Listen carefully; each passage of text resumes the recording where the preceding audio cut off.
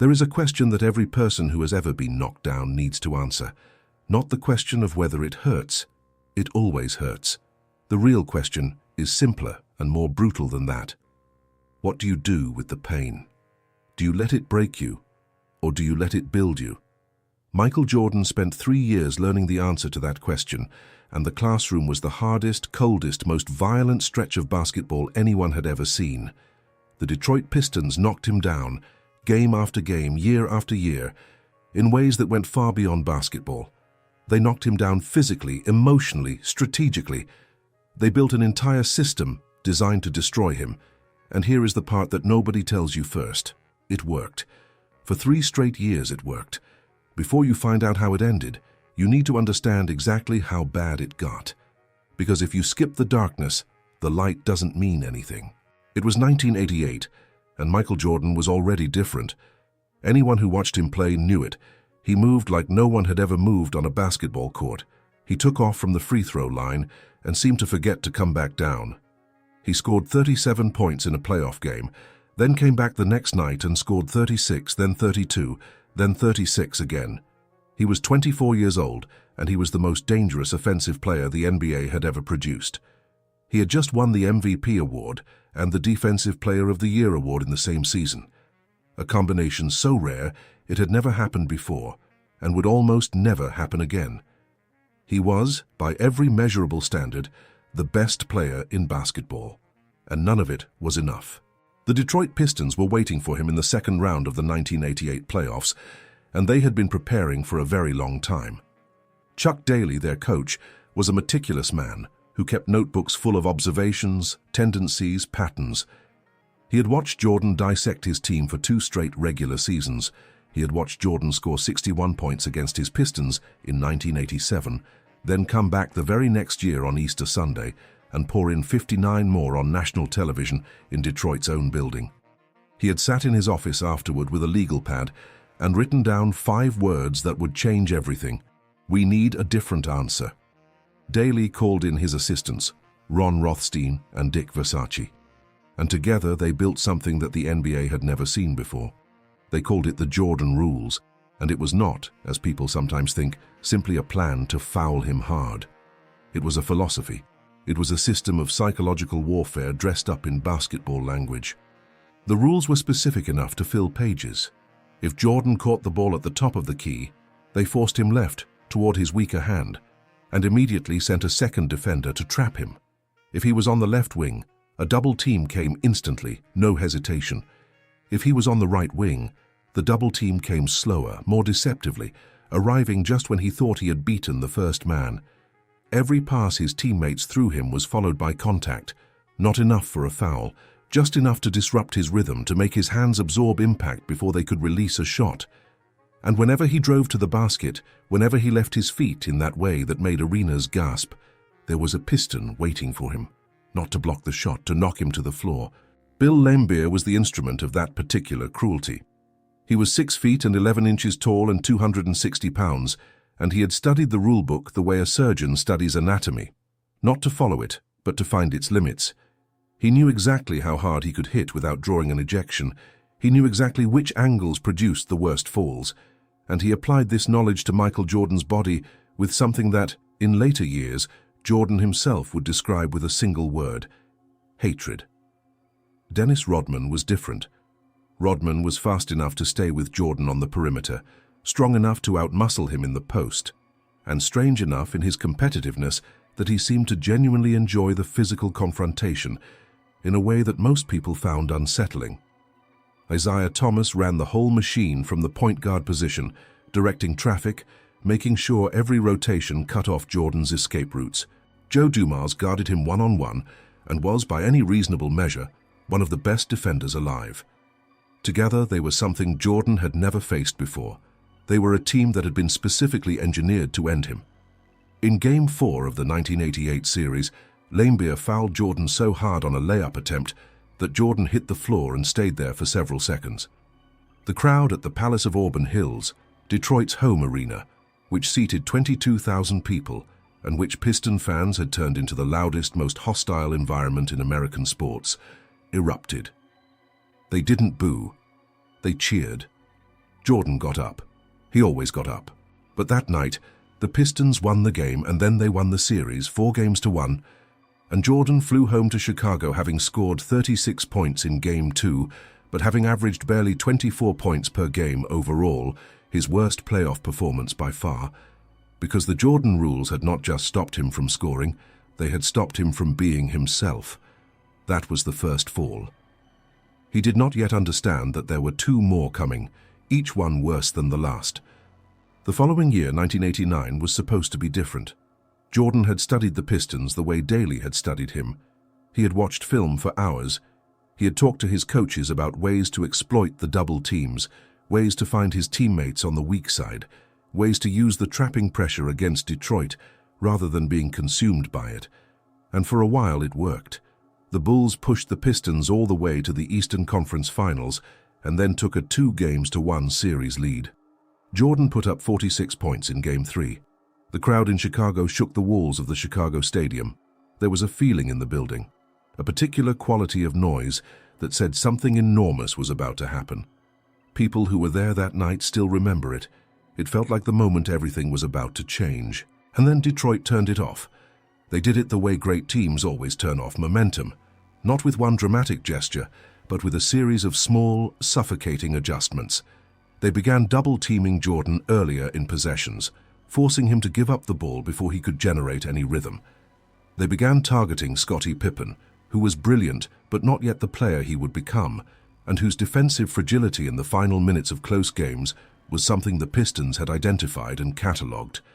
In Game 6, with the season on the line, Jordan made 5 of his 12 free-throw attempts, 5 of 12. He drove to the basket and felt Laimbeer's elbow in his ribs and felt his concentration scatter. And when he stood at the line with thousands of people screaming and the entire season balanced on each shot, something in him faltered. The Bulls lost Game 6 in Chicago. They flew back to Detroit for Game 7 and lost there too. Jordan had averaged 29 points for the series, had played brilliantly in 5 of the 6 games, and it had not been enough.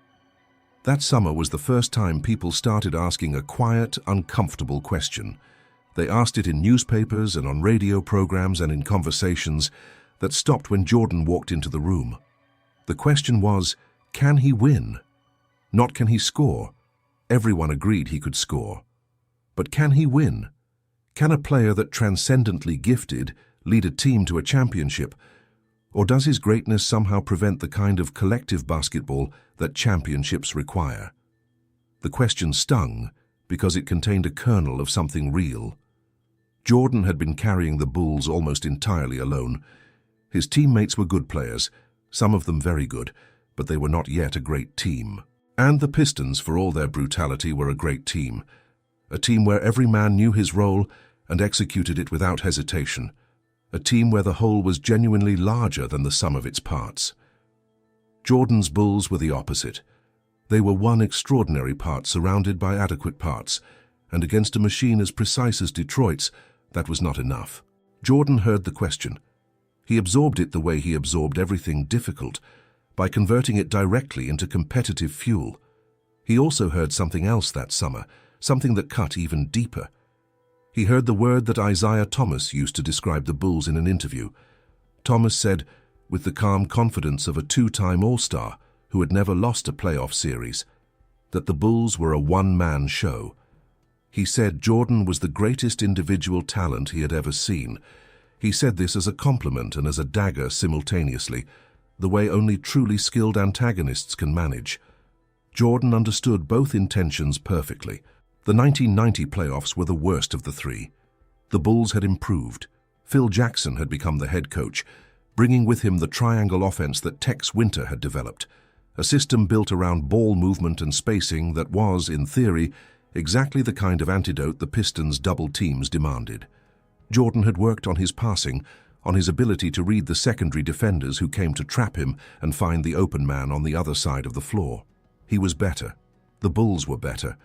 They pushed Detroit to 7 games in the Eastern Conference Finals, the longest and most physical series Jordan had played. He averaged 32 points per game. He grabbed 7 rebounds. He distributed 6 assists. He did everything a superstar player was supposed to do.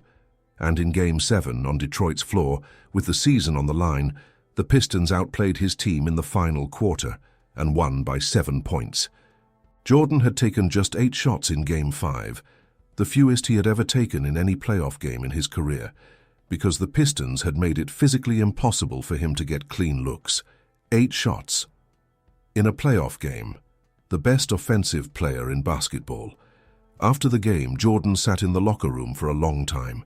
He sat there long enough that the reporters outside began to wonder if something was wrong. When he finally came out, he said almost nothing.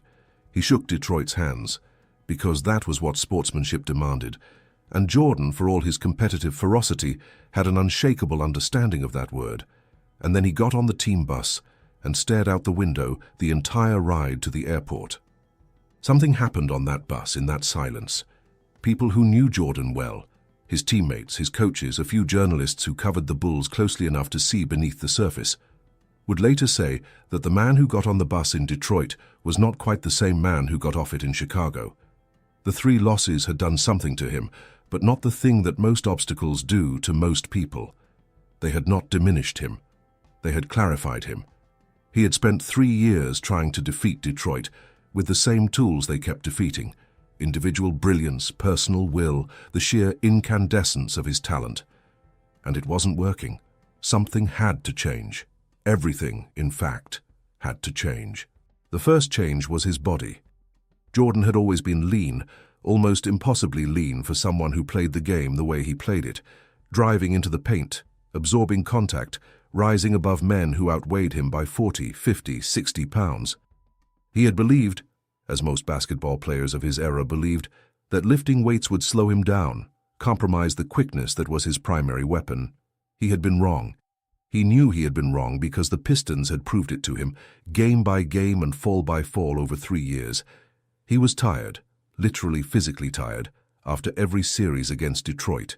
They wore him out the way machines wear out raw materials, through sustained, relentless friction. The morning after Game 7 in 1990, Jordan called Tim Grover. Grover was a young trainer who had written a letter to the Bulls organization offering his services. The Bulls had passed it to Jordan, who had called Grover, interviewed him for 2 hours, and hired him on the spot. When Jordan called him the morning after the Detroit loss, he didn't say much. He said, "I'm ready. Whatever you have planned, I'm ready to do it." Grover built the program around one central principle: Jordan needed to add muscle without sacrificing explosiveness.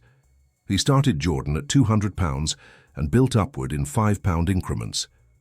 Jordan reached 215 pounds and stayed there. He added the weight not in his limbs, but in his core and chest and back, the places where contact happens, the places where Laimbeer's elbows landed. Grover would set a number of repetitions for an exercise, and Jordan would consistently double it. If Grover said 6, Jordan did 12. The trainer would watch this happen and feel something he later described as a kind of controlled alarm. The alarm of a man who realizes the person he is working with is operating on a different motivational spectrum than any other human being he has encountered. The second change happened in the film room. Jordan had always watched film, but that summer he watched it differently. He watched it the way a surgeon prepares for a complicated operation, cataloging every risk, anticipating every complication, rehearsing every possible response before the moment of crisis arrives. He had his assistants cut footage of every single time a Piston defender had stopped him successfully over the previous 3 years. He watched the same clips dozens of times, looking for the pattern beneath the pattern. What he found was specific. The Pistons beat him when he caught the ball in certain positions and then used his dribble to attack. By the time he had beaten the first man, the second man was already there. And by the time he had beaten the second man, his body had absorbed enough contact that his shot was compromised. The solution, Jordan realized, was to catch the ball already in a scoring position, to be so perfectly placed when the ball arrived that he needed only 1, 2, 3 dribbles at most before releasing. His footwork, which had always been exceptional, became something else entirely. It became a form of problem-solving. If he could get his feet right before the ball arrived, the Jordan rules became irrelevant, because the rules were designed to defeat a man who needed to dribble his way into a position, not a man who was already there. B.J. Armstrong, A young Bulls guard who watched this transformation up close would describe it years later with a precision that captured something essential. Jordan figured out he had to catch the ball in a position to score, so he learned to operate from the post and on the weak side and play the game with 3 dribbles or less. Now, when he caught it, because his footwork was so good, he could score in many ways. He was skilled enough to adapt to any situation. This was the plot twist that nobody saw coming. Not the Pistons, not the analysts, not even most of Jordan's own teammates. Everyone expected Jordan to respond to Detroit's physicality by getting tougher, by fighting back harder. And he did those things, but the deeper response was intellectual. He was redesigning himself from the inside out. He was becoming a different player, not a lesser player, not a player who had abandoned what made him great, but a player who had added dimensions that the Jordan rules simply had not accounted for, because no one had imagined that Michael Jordan at the age of 26 would decide that being the most explosively athletic scorer in the history of basketball was not enough, and that he needed to become something more. The third change was collective, and it was the most important of all. Phil Jackson spent the summer deepening his players' understanding of why the triangle offense worked, not just tactically, but philosophically. He called team meetings and talked about selflessness, about the way that surrendering individual credit could paradoxically amplify individual impact. Jordan listened to these conversations with a skepticism that slowly dissolved into something else. He had always known intellectually that basketball was a team game. What Jackson gave him was permission to trust Scottie Pippen, who had grown into one of the most versatile defenders in the sport, to trust Horace Grant, whose strength in the post gave the offense options the Pistons could not double-team, to trust John Paxson, whose reliable shooting would become indispensable at crucial moments.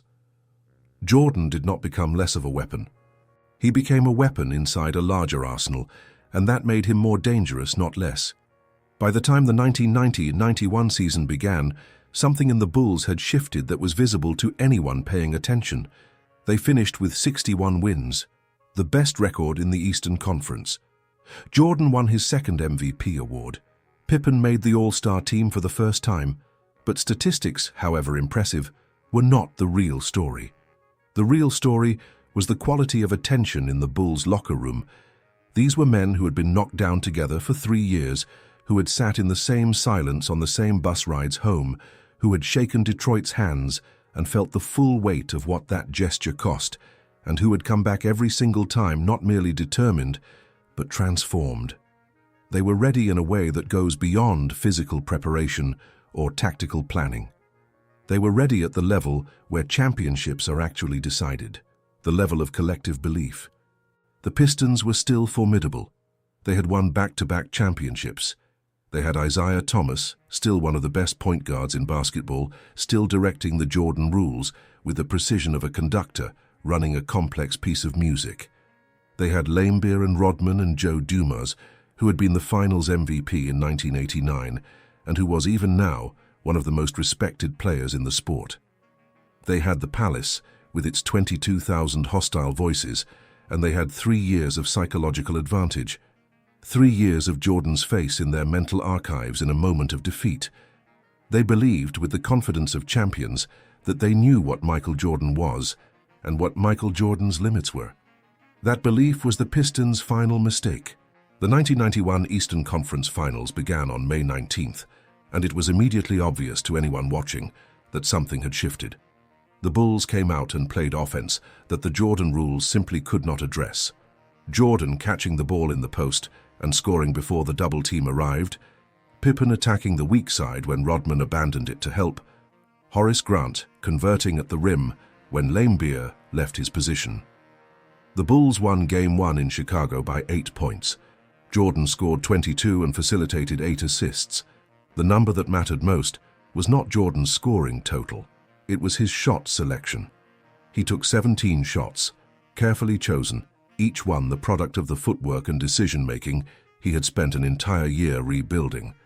The Jordan rules were designed to defeat a man who attacked in predictable patterns.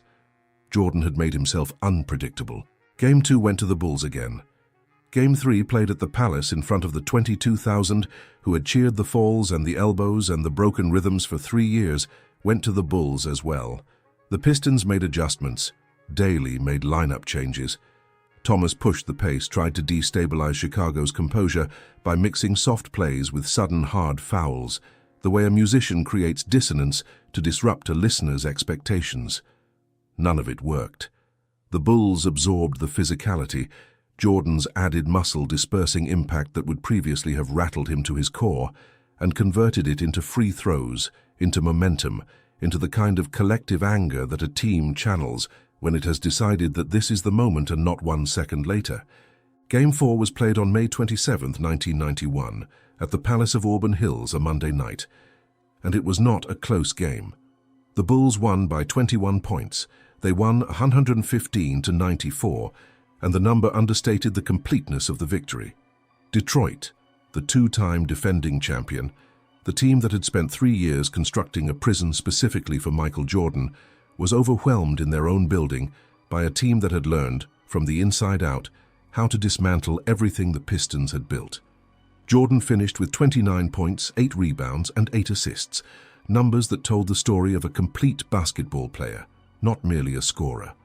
Pippen was everywhere. 23 points, 8 rebounds, 5 assists, defending 3 different Pistons at various moments, playing with the kind of authoritative confidence that said his years of being undermined and double-teamed and overlooked were finished. The Bulls led by double digits for most of the fourth quarter, and at some point in those final minutes, with 7.9 seconds remaining on the clock, the Pistons made a decision. Isaiah Thomas and Bill Laimbeer stood up from the Detroit bench. They did not look at the scoreboard, though it showed what it showed. They did not look at the Bulls players who were celebrating at the other end of the floor. They walked toward the tunnel without shaking hands, without acknowledging what had just happened, without performing the ritual of respect that Jordan himself had performed for 3 straight years after 3 straight losses. Other Pistons followed. Mark Aguirre, Dennis Rodman. One by one, most of them disappeared into the tunnel with seconds still on the clock. Only Joe Dumars and John Salley stayed, walking to mid-court and extending their hands to the Bulls players they passed. The rest were gone. Into the locker room, into the past, into the end of an era that they had defined so completely that they could not yet see what had replaced it. Horace Grant, watching the Pistons walk off, said later what many people thought in the moment. Straight-up cowards. That's what they walked off like. We just kicked your ass. Go ahead and go. Jordan himself was more measured, though not by much. He had shaken their hands for 3 years. He had stood there after each of the 3 losses and extended his hand, knowing how much it cost him, because that was what sportsmanship required. Years later, in 1997, he told a journalist what he had thought when the Pistons walked off. Typical. We figured the bad boys their whole image. They didn't have to shake my hand to know we just whipped their ass. He said it without anger, which was perhaps the most revealing thing about it. He had moved past the emotion into something colder and more permanent, the settled knowledge that he had been right all along, and that the proof was on the scoreboard, and that no handshake could add to or subtract from that fact. The Bulls won their first NBA championship 45 days later, defeating the Los Angeles Lakers in 5 games. Jordan averaged 31 points, 11 assists, and 7 rebounds in the finals. He was named Finals MVP. Standing at center court in Chicago after the final buzzer, holding the trophy for the first time, Jordan wept. His father, James Jordan, stood beside him and held him, and the image of those 2 men, the son who had never stopped and the father who had never stopped believing, became one of the defining photographs of American sports in the 20th century. Later in the locker room, surrounded by champagne and noise, and the particular joy of men who have earned something that cannot be taken from them, Jordan said something that stayed with everyone who heard it. He said, "I wanted to quit many times." He let that hang in the air for a moment, then added, "I never did, though," and the difference between those 2 statements was everything. The aftermath of that championship reverberated through the sport in ways that people are still tracing. Jordan went on to win 5 more titles, 6 in total, and the dynasty he built with the Bulls rewrote what people understood to be possible for a basketball team. But the dynasty began in Detroit, in the Palace, on those floors where he fell and got up and fell again. The Pistons, in trying to destroy Michael Jordan, had inadvertently performed the most important service anyone ever performed for his career. They had shown him where his limits were, and in doing so, they had given him the specific knowledge he needed to go beyond them. Every fall was a lesson. Every loss was a blueprint. Every season of the Jordan rules was a year of graduate-level education in what it actually takes to win at the highest level. Not talent alone, not will alone, not even talent and will together, but talent and will and humility and collective trust and the willingness to change everything you think you know about yourself. Chuck Daly, who had designed the Jordan rules and watched them succeed for 3 years and then fail completely in 1991, was asked years later what he thought when he saw Jordan transform himself. Daly said that Jordan had done what champions always do. He had found the specific form of his own adversity and used it as the tool to build what he could not have built any other way. He had tried to stop Michael Jordan. He had not been able to stop Michael Jordan. He had instead made Michael Jordan into something the sport had never seen before and would not see again. Dennis Rodman eventually played for the Bulls, joined the dynasty he had spent years trying to dismantle, and won 3 championships alongside Jordan from 1996 to 1998. Joe Dumars became the president of basketball operations for the Detroit Pistons and built a championship team of his own in 2004. He cited the Jordan rivalry as the formative experience of his basketball education, not the wins, but the final loss, the moment when the things they had built could not hold against what Jordan had become. The wounds of that rivalry cut deep enough that they left marks that decades did not entirely erase. Jordan himself asked in 2020 during the production of The Last Dance, the documentary series that brought the whole story back to a new generation, whether he still harbored ill feelings toward the Pistons, answered without hesitation. He said, "Oh, I hated them, and that hate carries even to this day." He said it with a smile, the smile of a man who has metabolized something that once threatened to consume him, who has turned it into fuel and burned it so completely that what remains is not bitterness but a kind of dark, precise gratitude. Because without the hate, without the falls, without the Jordan rules and Laimbeer's elbows and Rodman's suffocating defense and Isaiah's cool certainty, there is no transformation. There is no Tim Grover.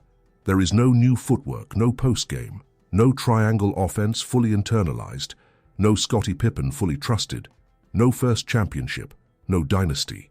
There is only a man who was great and stayed great instead of a man who was great and became legendary. The difference between those two things is Detroit. The difference is the floor coming up to meet you 3 years in a row in the hardest building in basketball with the whole world watching and a system built specifically to ensure you would never get back up. And the difference is getting up anyway. Here is what this story is really about. You already know it, because you have lived some version of it. Maybe not on a basketball court, maybe not in front of thousands of people, but in some arena. A job, a relationship, a goal that kept retreating no matter how hard you ran toward it. You know what it feels like to be knocked down by something smarter than you, something more experienced than you, something that seems to have studied you more carefully than you have studied yourself. You know the specific despair of trying your hardest and it not being enough. You know the question that rises in those moments, the quiet, terrible question, what if I'm just not good enough? Jordan heard that question for 3 years. He heard it from the outside, from newspapers, from analysts, from the collective murmur of an industry trying to assess his limitations. And he heard it from the inside, in the silence of bus rides and locker rooms and late nights when the losses replayed behind his eyes. He didn't answer it with words. He answered it the only way that matters, by going back to work, by changing what needed to change, by finding the people, Tim Grover, Phil Jackson, Scottie Pippen, who could help him become what he needed to become, by accepting for the first time in his life that greatness is not a destination you reach once. It is something you build and rebuild and build again, every single time something breaks it down. The Pistons knocked Jordan down. That part is true, but they could not keep him down, and in the end the falling was the gift. Every time he hit that floor, he absorbed information that he could not have learned any other way. Every loss added a layer of knowledge about himself, about the game, about what it actually takes to win, that the wins never could have provided. This is the thing that great adversaries do for great people, and it is the reason that, decades later, Jordan still says he hated them. Because to hate your greatest obstacle with that particular intensity is also, underneath the heat of it, to acknowledge what it gave you.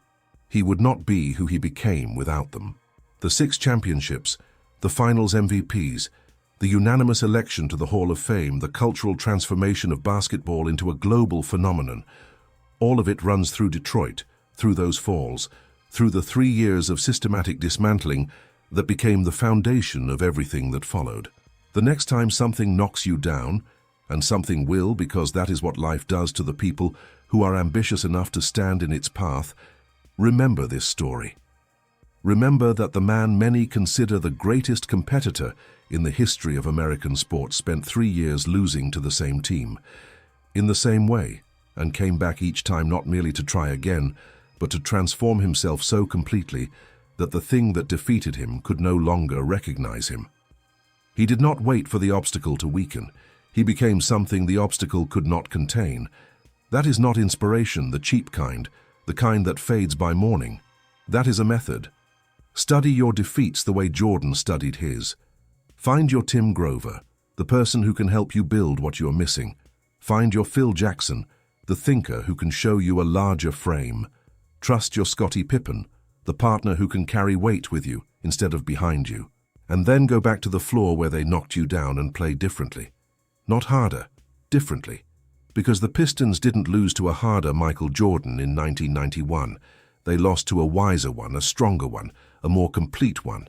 A man who had taken everything they threw at him and turned it into the most devastating competitive transformation in the history of the sport.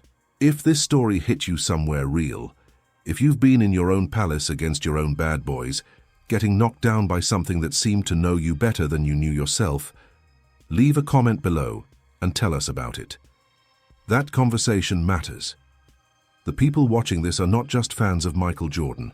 They are people who understand at some level what it means to face a system designed to stop you and refuse to accept that it can. Subscribe to this channel if you want to keep hearing stories like this one.